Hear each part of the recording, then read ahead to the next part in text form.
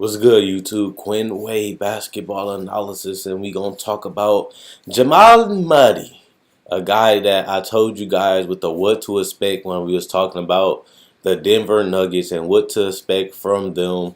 I told you guys that for this team to win, with the addition of Paul Millsap included, they're going to have to figure out who's going to be their point guard. And the success of the team will determine if Moutier, if Jamal Murray, if any and all their point guards, whoever plays that point guard position is that important because they can create space, they can attack, and they can draw defenses. And as long as your point guard is aggressive, it can always open up shots for the rest of the team. Plus, Jamal Murray, technically, to me, he fits better with Jokic because the fact that he can shoot.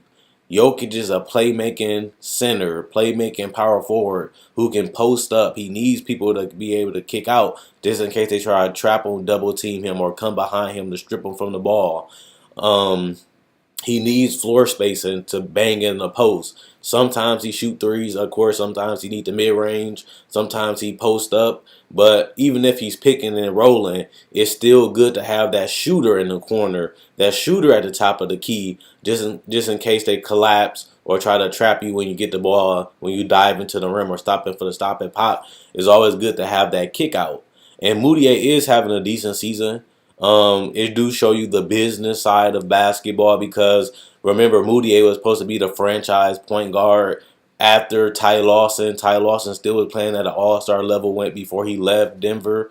They traded him to the Rockets and they were supposed to be building around Emmanuel Moutier. 2 to 3 years later, they obviously drafted Jamal Murray. He was the same size as Gary Harris, a guy that's a shooting guard. Jamal Murray is not really a playmaker. He's not really a pass first point guard. He's more a scorer and a shooter. He doesn't really look to pass. Even now that he's starting, he's only really averaging 2 assists a game, which is terrible for a point guard. But he's getting over 30 minutes a game, and you only can give me 3 assists at max.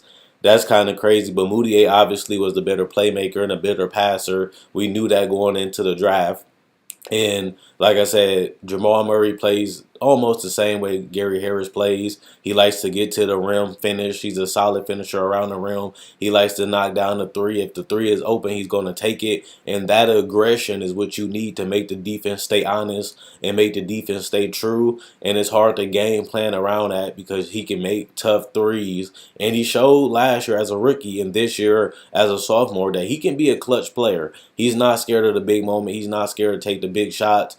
He has a lot of confidence, and even if it's a tough shot, even if it's late in the shot clock, he's not scared to take those shots either. He has knocked those down, and that's something that you do need is a guy that can score the ball and make plays for others at the same time while also being able to score within the offense. And Jamal Murray has highly impressed a lot of us because we thought Moutier would be the point guard and Jamal would be the sixth man, or he'd be the shooting guard playing with Emmanuel Moutier, and sometimes he still does. But for him to literally take Moutier's starting point guard position after only playing 1 year with the Nuggets, they gave up on Moutier already. That just show you how ready and good Jamal Murray was. I told you guys, this team goes as the point guard goes. They're going to need a point guard to score, to push the tempo, to make things happen, to be an offensive threat. And that's something that Moutier couldn't do because he couldn't really shoot, and he was not even as good as a finisher as we thought he would be going into the draft. And, Jamal Murray does everything he can't do, which is shoot, get to the paint, and score the basketball at the free throw line. He's shooting 90% from the free throw. Jamal Murray has improved a lot, not just because he got more minutes. He just improved overall. He's getting 12 shots compared to 9 last year, but he's making them at a 44% shooting, and his field goal percentage has been going up and up and up since the year has been going on. He's shooting better from 3. He's shooting better from the free throw line. He's getting more rebounds, barely more assists. And he's getting 15 points a game, which is a huge increase. But Jamal Murray has become more comfortable in his scoring role. And, the fall of Paul Millsap made more pressure on Jamal Murray to score the basketball and Gary Harris and Jokic because they're going to miss that 15 to 20 points a game that Paul Millsap will give you, and that versatility is going to be gone too. So you need somebody to step up and take and make shots, and Jamal Murray has been able to do that. And that's what you needed out of a guy to step up and try to cover up the missing Paul Millsap, and I feel like that's something that Murray has done. He's been going for 30 points a lot of times now, and he's only 20 years old. He's turning 21 on February 23rd, but he averaged 19 points a game in December on 47% shooting, 53% from three, 94% from the free throw line, 3 rebounds, 2.6 assists, and 1 steal a game. And he's been doing that in over 5 games. He played 10 games in December, and he's been scoring those points since he's been getting 29.6 minutes a game. Every month, his minutes has went up, and his points and production and efficiency has went up along with that. And that show you that he's been preparing. And he's getting more confident, and he feels like he belongs as the starter. And of course, the coach has been giving him the minutes and giving him the touches, and he has been delivering. And if he continues to do this, this guy can be a star because he has unlimited potential in general, and you have a higher ceiling when you can actually shoot the ball. And last year, I feel like he was a little streaky. He couldn't really get into rhythm because he didn't know how many minutes he was going to get. Sometimes he'll play 30, sometimes he'll play 15, sometimes he'll play 20, sometimes he'll play 25.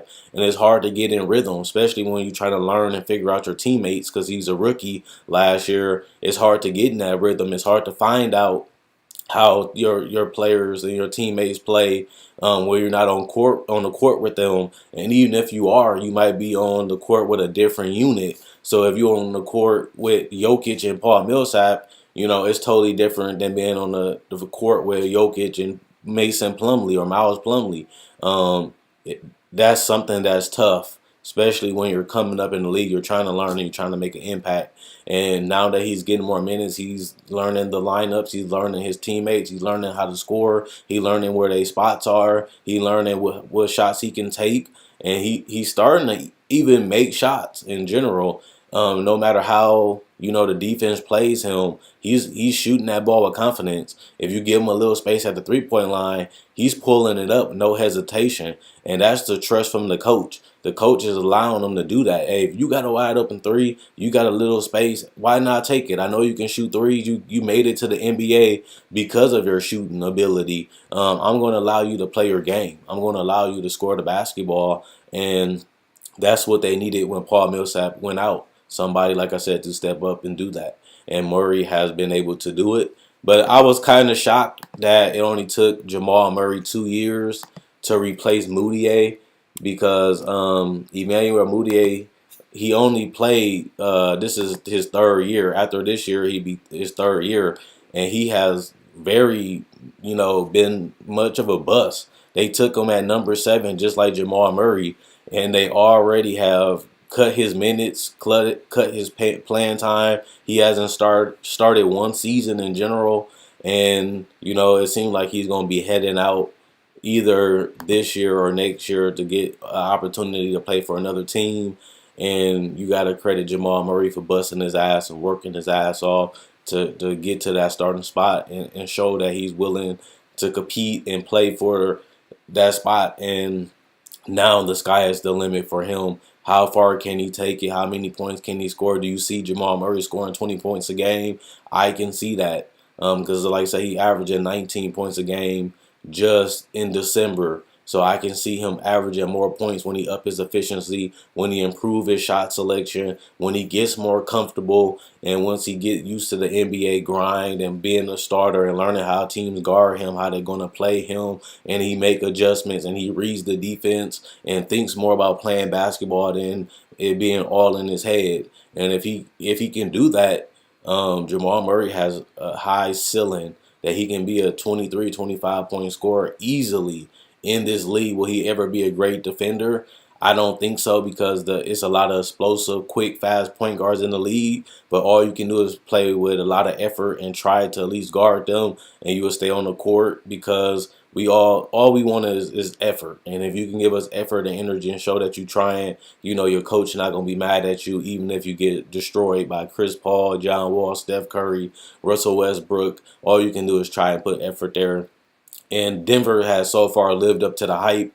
They haven't dominated the league, but they've been consistently in the playoffs for a majority of this year so far. And it looks like in February they'll be in the playoffs too. So they lived up to the hype as a playoff team. Even with Paul Millsap still going to miss a couple more months, they still have been able to win games. Even though their record ain't the best, even though it's barely above 500, they've been a fixture in the playoffs. And it looks like they're a lock right now, going into February. So let me know what you guys think about Jamal Murray. Is he going to be a star? Can he be an all-star? Can he be a superstar? Is it just because he's a guard it's going to be hard for him to make it to the all-star game in general because he is a guard?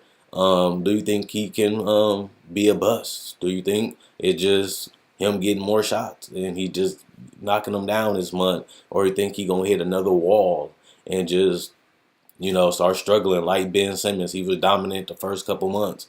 Now his points have been dropping because people are figuring him out. Do you think that he's starting, that they're going to start game planning and making adjustments? Let me know what you guys think about Jamal Murray, Quinn Wade, basketball analysis. I'm gone. Check out my website, analysisplayer.com. Link will be in the description in the comment section below. Also, check out my Facebook page, analysisplayer.com. If you're on YouTube, if you're on Facebook, check out my website and like on Facebook. Like the video, like on Facebook, like the Facebook page. And also, I got my YouTube pinned on my Facebook page, and I got my YouTube pinned.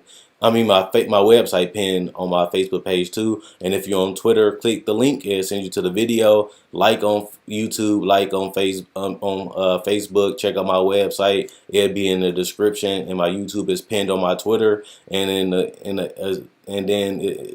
website is in the description of my Twitter too. So check out my videos. Support Quinn Wade, basketball analysis. I'm gone. And let me know what you guys think about Jamal Murray.